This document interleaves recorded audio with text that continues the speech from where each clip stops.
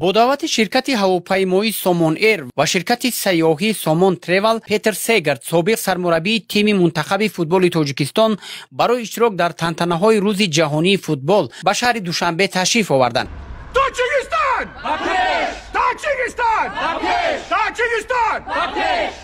متخصص خلوتی پیتر سیگرد در آلمان کار و زندگی می نماید، اما با تاجیکستان و مردم آن محبت زیاد دارد. نامبرده مدت طولانی با بازیگران جوان با موفقیت کار کرده برای این لقب معمار را گرفته است.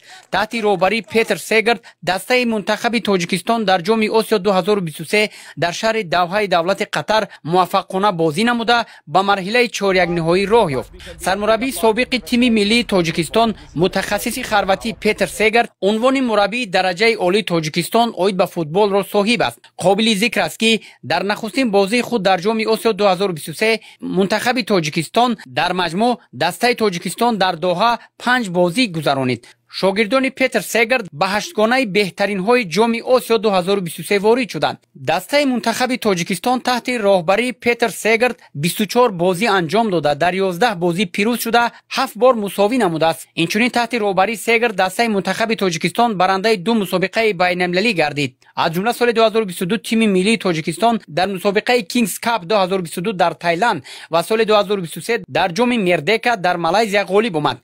برایم مایه افتخار است که دوباره به کشور آفتابی و مهمان نوازی برایم آشنا تاجیکستان آمدم. کشور شما به من نیروی نو میبخشد. من هر یک ساکن تاجیکستان از جمله فوتبال بازان شما را پذیرا شدم. برایم باعث خوشبختی است که دوباره تاجیکستان آمدم. من حدود 1.5 سال باز بیرون از تاجیکستان بودم. طوری میبینم کشور شما از جمله پایتخت آن شهر دوشنبه بیشتر از پیشتر رشد کرده است. سپاس و منتداری خود را به پرزیدنت فدراسیون فوتبال تاجیکستان رستم امامعلی و شرکت هواپیمایی سامون ایر میرسانم.